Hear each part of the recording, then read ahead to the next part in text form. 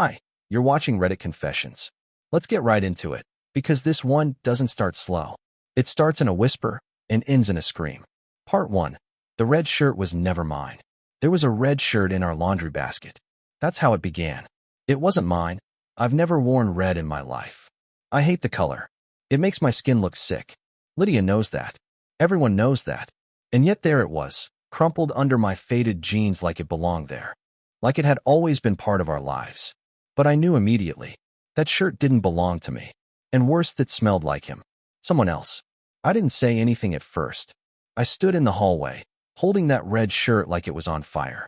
She came around the corner, sipping her tea, scrolling her phone like nothing had detonated in our home.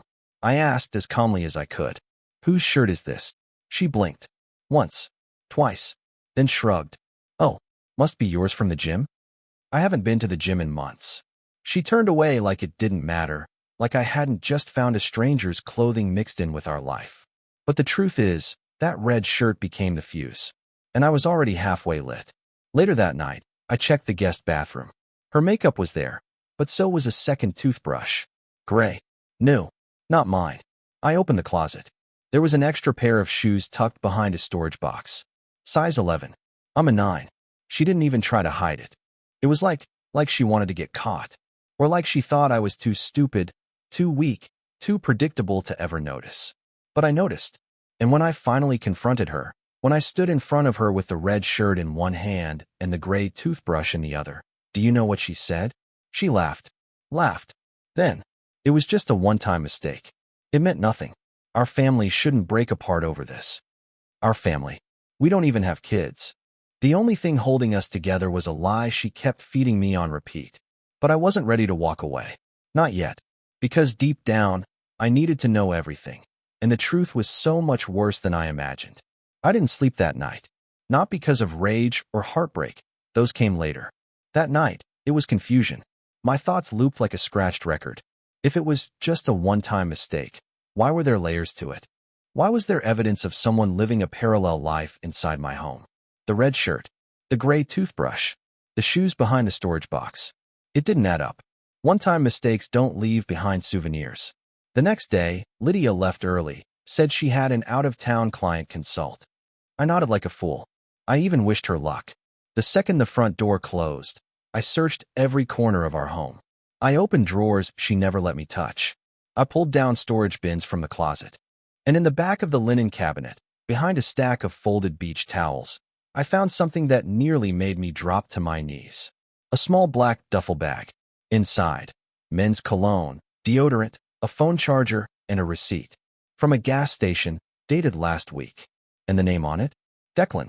I didn't know a single Declan. But apparently, Lydia did. Intimately enough for him to have a travel bag stashed in our house, like he was part of the furniture. I wasn't just dealing with betrayal. I was dealing with someone who thought she could live two lives under one roof. But nothing could have prepared me for what happened that evening. I returned home from a walk with Pluto, our greyhound, trying to process what I'd found. As I opened the door, I froze. There was someone sitting on our couch. A man. Calm. Comfortable. Wearing that same red shirt. I must have stood there for 10 full seconds before I could speak. He turned to look at me like I was the guest. His voice was calm, smooth. "Oh, you must be Alton." I couldn't move. Couldn't breathe. My mouth opened, but no words came out. He extended his hand like we were meeting at a barbecue, not in the ruins of my marriage. "She's running a bit late," he added, smiling. "But she told me I could wait here." I didn't even ask who he was. I already knew. Declan. And in that moment, all I could think was, how many other times had he waited for her? While I was out walking Pluto, fixing dinner, folding laundry, I should have told him to leave. I should have shouted, raged, something. But all I could manage was sitting across from him, trembling, watching the clock tick, waiting to see what else she'd lie about. We sat in silence for 12 minutes. I know because I kept checking the time on the oven clock, as if doing so would somehow make sense of what was happening. Declan was calm. Too calm. He crossed his legs, glanced around the living room like he was rating it on Airbnb, even complimented the paint color. I didn't respond. I couldn't. My fingers gripped the arm of the chair so tightly I felt the fabric tear a little. Every sound in the room was exaggerated. Pluto's claws tapping against the tile, the low hum of the refrigerator, the hollow echo of my own breath. And then, finally, I heard the car door slam outside. Lydia. She walked through the front door balancing a grocery bag and her phone, humming something under her breath. When she saw us, me pale and stiff, Declan casually sipping from a glass of water, she didn't flinch, didn't panic. She paused for maybe 2 seconds, then smiled like she'd just walked in on a surprise birthday party. "Oh, you guys met," she said, like it was normal. Like this wasn't a complete demolition of reality. I stood up slowly. I didn't even know what I was going to say until the words came tumbling out. "He's been here before, hasn't he?" Lydia set down the bag, looked between us, then gave a shrug so casual I almost lost it. "A couple of times. When you were at work." She said it the way someone might admit to microwaving fish in the office break room. Declan glanced at her, then back at me, his smile fading. "I thought he knew," he said quietly. That stung, more than it should have. That's when Lydia walked over, took my hand in hers, and said the line that would etch itself into my bones. It was a one-time thing. It meant nothing. Our family shouldn't fall apart over this. I pulled my hand away like it burned. Then why is he here? Why does he have a toothbrush in our bathroom? Why does he look more comfortable on that couch than I've ever felt? She didn't answer. She just stood there, blinking, until Declan mumbled, "Maybe I should go," and grabbed his bag. The door shut behind him like a final note in a sad song. Lydia stood in the middle of the room, arms crossed, like I was the one who owed her an explanation. And in that moment, I realized something worse than betrayal. She genuinely believed this was salvageable. That night, I didn't sleep in the bedroom. I didn't even sleep on the couch. I sat on the floor of the hallway, my back against the wall, staring into the dark with Pluto curled beside me like he was trying to hold me together. Lydia went to bed like everything was fine. Not a single tear. Not a single apology. Just a faint, tired good night, as if we hadn't just had a stranger invade the ruins of our marriage. The next morning, she acted like nothing happened. Made coffee. Asked if I wanted toast. I didn't answer. I couldn't. But then she said something that knocked the air out of me. She leaned on the counter and, without even looking up from her phone, said, "I know you, Alton. You won't leave. You'd rather be miserable than alone." It was the way she said it. Casual, confident, like she had rehearsed it. And the worst part? I didn't know if she was wrong. I just stood there, frozen, holding a chipped mug full of coffee I never drank. My mind spiraled. How long had she thought this way? How long had I been just a placeholder in her life, the background music, while she lived something louder behind my back? I couldn't go to work. I called in sick and wandered aimlessly through town. I walked through a bookstore, bought a notebook I didn't need, sat in a parking lot scribbling things I couldn't say out loud. I wasn't angry. Not yet. I was humiliated. Because deep down, I knew I had seen the signs. I'd felt the distance, the shifts in her tone, the way her eyes didn't light up when I walked into the room. But I let it happen. I made excuses for her. I convinced myself that every cold night, every unanswered question, every dismissive shrug was temporary. Now, I realized it wasn't temporary. It was intentional. That night, I asked her one more question. "How long has this been going on?" She stared at me for a while, then said flatly, "Does it even matter?" And I don't know what was worse, her answer, or the fact that I had no idea how to respond. I just nodded, stood up, and walked out the front door. I had no plan. I just knew I couldn't keep drowning in silence while she floated through life like I was disposable. I spent the next 3 nights at a motel off Route 6 that smelled like bleach and stale air, but at least it didn't smell like betrayal. I told Lydia I needed space. She didn't protest. She didn't even ask where I was going. That silence hurt more than anything she could have said. Each night I sat on the edge of the bed, staring at the same mustard yellow lamp, playing every moment of our marriage backward like I could rewind it to the version where she still loved me. I didn't cry. I just felt hollow, numb in the way only someone who's been lied to for too long can be. But then came something I didn't expect, a text from an unknown number. No name, no greeting, just, I didn't know she was married. "I'm sorry." I froze. It was him, Declan. And for a moment, I didn't know what to feel. Rage? Relief? Maybe just sick. I stared at the message, thumb hovering, then replied, "How long?" His answer came quick. 3 months. She told me you two were separated, but still living together for financial reasons. I nearly dropped the phone. Separated? Financial reasons? That was the story she sold while I was washing her dishes and folding her laundry. Declan then said something that shattered whatever was left of my detachment. She always made sure to pay in cash. I thought it was because she was hiding it from work. Guess it was you. My hands started to shake. I asked for proof. Anything. And 2 minutes later, he sent a photo of a receipt from a downtown hotel. The same place she said she was meeting clients. But the name on the receipt wasn't hers. It was mine. My rewards account. My billing info. My points. Lydia had booked the room under my name, using the shared credit card, knowing I never checked the statements. That was the moment it hit me. She wasn't just careless. She was strategic. She didn't make a mistake. She made a choice. A calculated one. I sat on the motel bed, gripping the phone, trying to steady my breathing. She had dragged me into her lies so deeply that the digital trail pointed back at me. If she ever needed to flip the narrative, she'd already planted the evidence. I wasn't just a husband. I was a cover story, a prop. And now, I had to decide what kind of ending I was willing to accept. I didn't go home. Not yet. Instead, I started watching. Not in a vindictive way, but in that quiet, shaky way people watch tornado warnings, knowing they're about to be hit, but still frozen to the spot. I parked 2 streets over from the house and waited. The first day, nothing happened. Second day, same. But on the third evening, just after 7 p.m., I saw her leave, wearing the black coat I bought her last Christmas, the one she claimed was too formal for errands. She wasn't running errands. She was glowing, confident.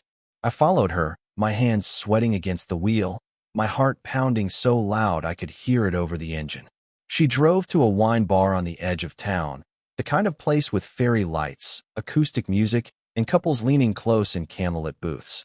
And there he was, Declan. Again. But this time, she kissed him before they even sat down. It wasn't a guilty kiss. It wasn't fast or panicked. It was slow, practiced, familiar, like I never existed. I stayed in the car, half breathing, half braking. It was one thing to suspect, another to see it played out like a movie written without your character. I wanted to barge in, scream, make a scene, but I didn't. I pulled out my phone instead. I took photos. I took video. I documented every detail. The hand on his knee, the way she laughed like she hadn't in years, the way she wiped lipstick from his mouth with the same tenderness I used to think was mine. I sent them to myself. I backed them up in a hidden folder. Because something inside me had shifted. I wasn't going to beg for answers anymore. I wasn't going to drown in her lies. I was going to build something out of the truth, even if it hurt. That night, I didn't go back to the motel. I went to my brother's house. I didn't tell him everything, just enough to get him to hand me a spare key and say, whatever's going on, you don't have to go through it alone. And for the first time in weeks, I slept. Not peacefully, but without dreaming of her. And when I woke up, I knew exactly what I had to do next.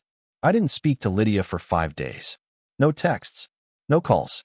Not even a message to say I was alive. She didn't try to reach me either. That silence told me everything I needed to know. She was waiting, either for me to crawl back like always or to disappear quietly so she wouldn't have to play the villain out loud. But I wasn't going to vanish. Not yet. I went back to the house early Thursday morning, while I knew she'd be at work. The place felt colder than I remembered. Not in temperature, just in spirit. The pictures on the walls mocked me. Smiling vacation shots, an old photo booth strip from our third date, that framed print she loved that said, "Honesty is love in action." I laughed at that one. Bitter, sharp. I took nothing with me except a few documents I knew she never touched. Bank records, property lease copies, insurance details. I wasn't just her emotional backup anymore. I was her financial spine, and I finally understood how much of our life was built in my name, with my credit, my stability, my trust. She'd used me not just for shelter, but as scaffolding for the lies she wanted to live in. And when it collapsed, I'd be the one buried in the debris, unless I moved first. That night, I created a private email. I sent everything, photos of her with Declan, screenshots of her messages, timestamps, dates, receipts, to myself, then to a lawyer my brother recommended. No lawsuit, no confrontation, just preparation.